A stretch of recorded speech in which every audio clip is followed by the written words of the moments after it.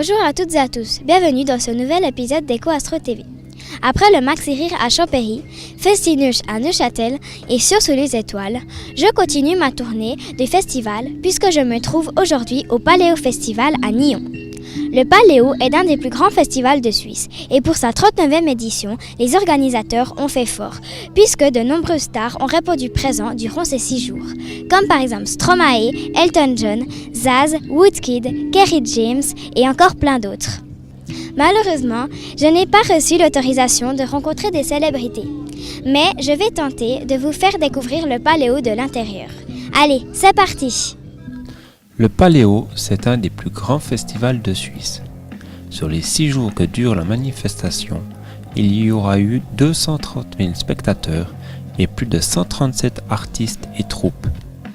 Mais c'est aussi 4 800 bénévoles qui se relayent pour que tout se déroule au mieux. D'ailleurs, Océane a rencontré Isabelle Morand, la responsable de l'espace Mieli-Mélo. Isabelle Morand, bonjour. Salut Océane. Vous êtes la responsable de l'espace Mieli-Mélo. Est-ce que vous pouvez nous expliquer la fonction de ce lieu et à qui est-il destiné? Alors ce lieu il est destiné aux enfants de 7 à 14 ans et c'est un espace qui est géré par 36 juniors.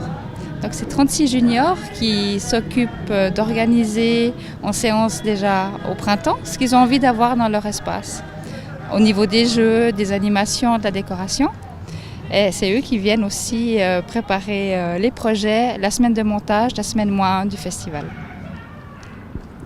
Combien d'enfants accueillez-vous chaque jour? Alors je ne peux pas donner de chiffres. Donc mercredi, on a une journée vraiment où il y avait vraiment beaucoup d'enfants, il y avait des jeux partout. Donc même s'il y avait beaucoup de monde, c'était vraiment un esprit très paisible, très sympa. Durant les 6 jours du festival, combien de personnes se relaient pour travailler ici? Alors il y a 36 juniors qui travaillent par groupe de 6. Et puis avec chaque groupe de 6, il y a un étudiant qui est avec eux, de la HES, qui les suit tout au long de la semaine dans les ateliers. Il y a 6 ateliers, mais tous les jours ils changent d'atelier. Ça veut dire un jour ils sont au bar, un jour ils sont animation jeu, un jour maquillage, un jour bricolage. Et chaque fois l'étudiant les suit tout au long de la semaine. Et autrement, j'ai 8 adultes qui s'occupent eux des ateliers, qui restent à leur atelier toute la semaine, qui expliquent comment faire les maquillages ou les bricolages. On fait des porte-monnaie en briques de lait, des bijoux en chambre à air. Et eux, ils restent alors à l'atelier toute la semaine, le même atelier, et ils s'occupent d'avoir le matériel nécessaire. Y a-t-il des thèmes différents chaque année? Alors chaque année, moi je propose aux juniors qu'ils choisissent eux-mêmes le thème. Et souvent, ils ont envie de parler du village du monde. Souvent, ils disent, ben voilà, cette année on va parler des Andes, donc au village du monde. Et ils aiment bien se reporter. Ça nous permet aussi, nous, de voyager, de prévoir des jeux. Donc on a construit 2 jeux typiques du village des Andes en se renseignant. Et au niveau décoration, ça nous permet de voir aussi, de rencontrer d'autres cultures, d'autres façons de travailler. Et presque chaque année, on se rallie au village du monde, qui permet aussi une synergie dans Paléo, dans les projets. Vous êtes la responsable du lieu. Depuis combien d'années travaillez-vous ici? Alors moi, je suis venue travailler la première fois en 2001, en tant qu'adulte. J'ai juste fait la semaine du festival. Et puis 2006, j'ai repris le groupe Mieli-Mélo, qui s'appelait avant Le Bout du Monde, depuis 2006. Eh bien, merci beaucoup d'avoir répondu à mes quelques questions et bonne continuation. Merci Océane, je me réjouis de voir ce que tu fais et de découvrir tous tes autres reportages. Merci. Merci. Le Paléo est né en 1976. Les artistes se produisaient devant 1800 spectateurs. Aujourd'hui, le festival se trouve sur un terrain de 86 hectares, parking et camping inclus. Le Paléo joue aussi la carte verte. Les verres des boissons sont consignés et 51% des déchets sont triés. Et le festival consomme 100% d'énergie verte. Le Paléo, ce n'est pas que de la musique et des stands de nourriture. Le festival accueille aussi des associations. Océane s'est approchée d'une d'elles. Et voilà, ce qu'on redoutait arriva, le ciel nous est tombé sur la tête. On a les pieds pleins dans la boue. Maintenant, je vous propose d'aller rencontrer un membre de l'ONG Safe Shepherd qui milite pour la protection de la nature. Allez, c'est parti! Pouvez-vous me dire exactement quelles sont vos actions? Oui, ça marche.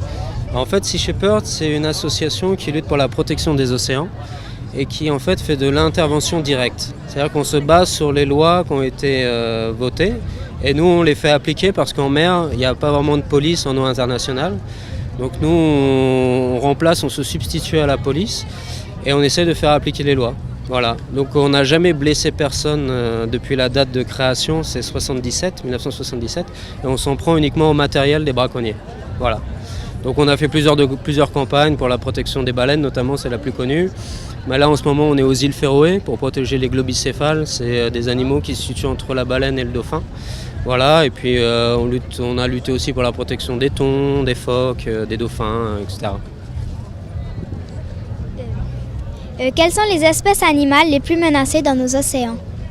Bonne question. Alors je pense qu'il y a les baleines, il y a aussi les requins, parce que les requins, en gros il y a entre 80 et 100 millions de requins qui se font tuer chaque année pour leurs ailerons.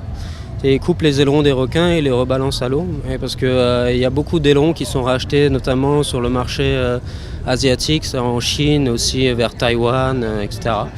Donc voilà, il y a les baleines, les requins. Après, il y a pratiquement toutes les espèces qui sont en danger critique. Parce que le problème, c'est qu'avec la pêche industrielle, si on continue à pêcher comme ça, il est dit de la part des scientifiques, il y a pas mal de scientifiques qui disent ça, qu'en 2048, il n'y aura plus rien dans les océans. Donc voilà. Donc c'est un peu les océans entiers qui sont vraiment en danger.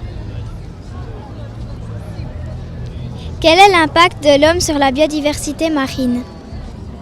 Il est important l'impact, mais il est pas très bon d'ailleurs. C'est comme ce que je te disais, c'est-à-dire que dans ce monde industrialisé, comme on pêche énormément, on surpêche, on détruit tout, quoi. Avec notamment les chaluts. Tu vois ce que c'est les chaluts? C'est des bateaux en fait qui raclent les fonds, ils raclent le sol et ils récupèrent tout. Donc c'est comme si, par exemple, ici sur Terre, pour chasser quelques espèces animales, on rasait toutes les forêts pour prendre des cerfs ou des sangliers, etc. On rasait tout. Donc le problème c'est que comme ils prennent tout, les coraux, etc., après il n'y a plus de vie possible une fois qu'ils sont passés. Tu comprends? Donc c'est vraiment une catastrophe. Donc l'impact, il est très très mauvais. Pourquoi avoir un stand au Paléo? Parce qu'au Paléo, il y a beaucoup de monde. Donc ça nous permet de toucher beaucoup de gens ici. Donc de nous faire connaître et de sensibiliser les gens sur le sort des océans, leur faire comprendre qu'il y a une réelle interaction entre nous, même si on vit sur Terre, et les océans, parce qu'il y a 80% de l'oxygénation qui provient des océans. C'est-à-dire que s'il n'y a plus de vie dans les océans, il y a 80% d'oxygène en moins sur cette planète. Donc on dépend d'eux, et on dépend du boulot qui est fait par toutes ces espèces marines dans les océans. Donc si on ne protège pas les océans, on va mourir avec eux. Et donc voilà, rencontrer des gens et parler de Sea Shepherd aussi. Quels sont vos combats actuellement? Là, comme je te disais, là on est aux îles Féroé. La campagne elle a commencé le 15 juin. On va rester là-bas normalement jusqu'à début octobre. Voilà, donc après la campagne c'est pour la protection des globicéphales parce que là-bas ils tuent beaucoup de globicéphales. Donc c'est comme je te disais, entre le dauphin et la baleine. Et donc l'idée c'est qu'il ne se passe pas de massacre pendant notre présence. Et donc si ils essayent d'en tuer, nous on va intervenir là-bas parce qu'on est parti avec 4 petits bateaux qui sont assez rapides. Et on a aussi une équipe à terre qui est censée prendre contact avec la population locale, les pharyngiens, pour créer un dialogue et essayer de leur faire comprendre que c'est plus très utile de tuer ces mammifères marins. Parce qu'à l'époque, ils ont commencé depuis le XVIe siècle, à l'époque c'était un moyen, on va dire, de subsistance, de survie, parce que c'est vrai que là-bas, il n'est pas possible de cultiver. Donc en fait, il est tué pour manger. Mais maintenant, comme ils ont accès à tout, c'est-à-dire qu'ils font tout importer, donc ils peuvent très bien vivre sans avoir à les tuer.